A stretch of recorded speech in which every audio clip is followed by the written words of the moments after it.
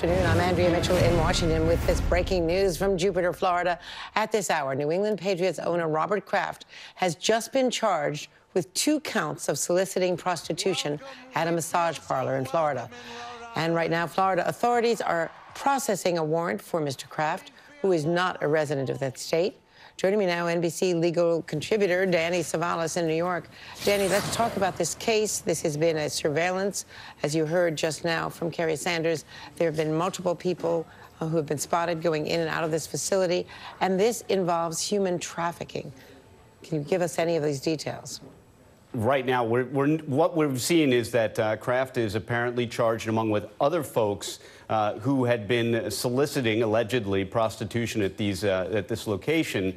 But solicitation of prostitution in Florida is a misdemeanor with a 60-day potential jail time as punishment and, of course, fine. So it is in the grand scheme at this time.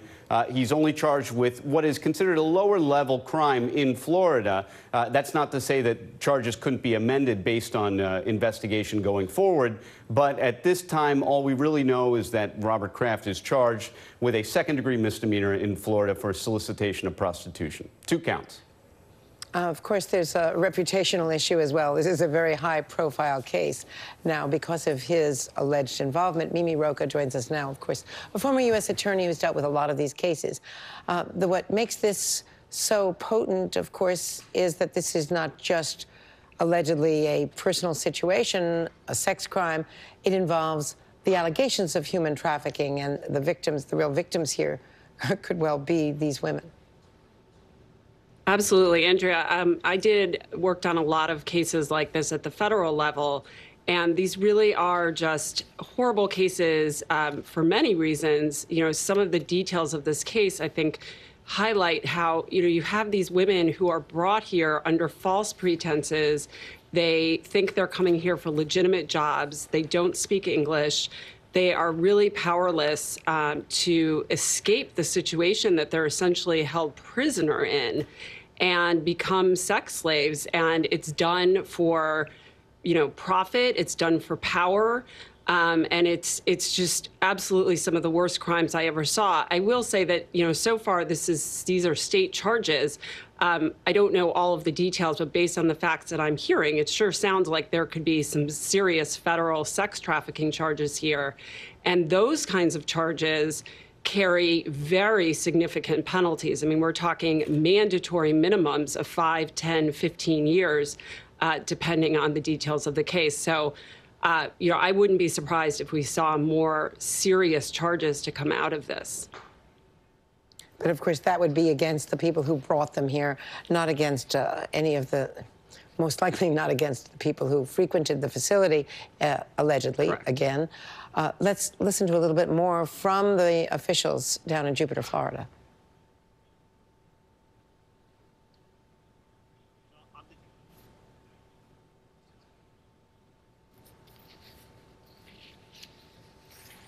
And as we see a question being asked of the local law enforcement officials, I wanted to clarify, and apologies for that. But Barbara McQuaid, also with us, former U.S. attorney, of course. Barbara, from a legal standpoint, what are the implications?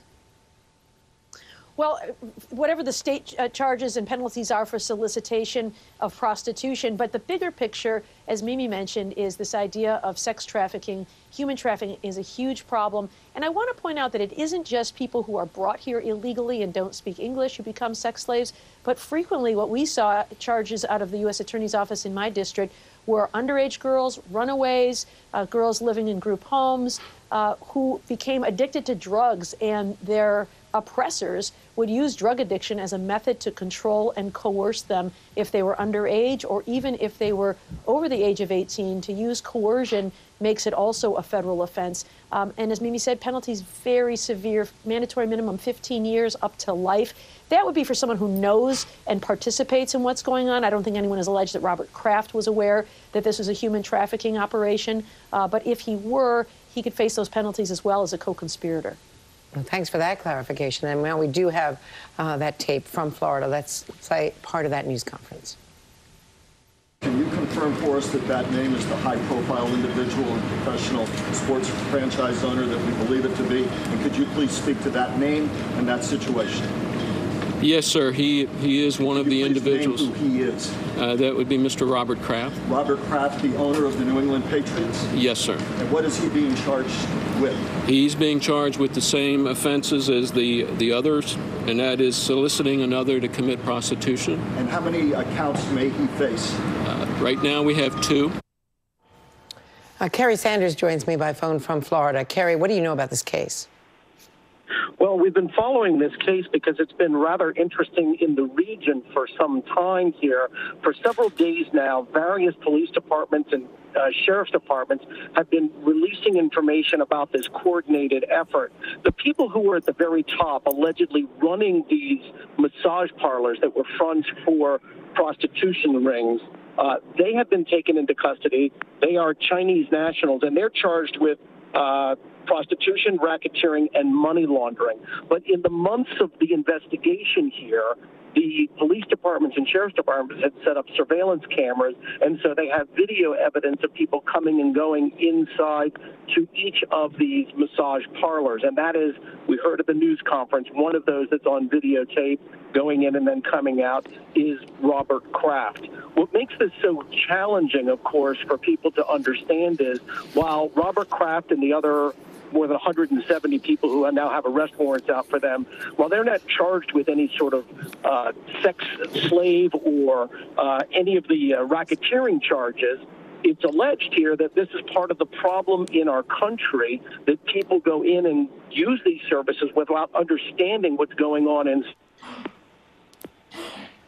girls in China were duped into believing that they were coming to the United States for legitimate jobs, that they came through New York, they found themselves in strip malls along the East Coast in Florida, working in massage parlors that were allegedly fronts for prostitution rings, where the clients would come in, pay $60 to $100, and then tips on top of that, and that they were required to perform sexual acts on each of the clients that came in, and then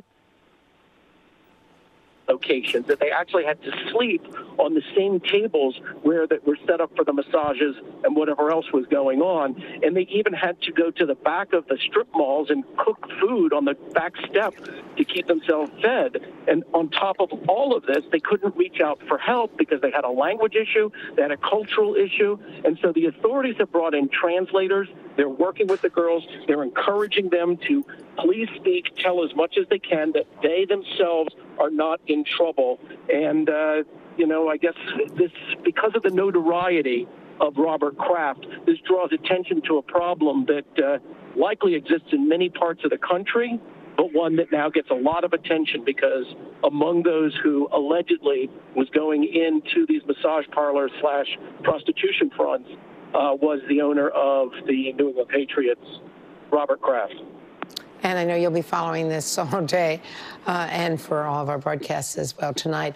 Kerry Sanders, thank you. And just to repeat here, what we have said already is that the allegation, a misdemeanor, is that Robert Kraft was allegedly a customer involved in soliciting, but not part of the ring.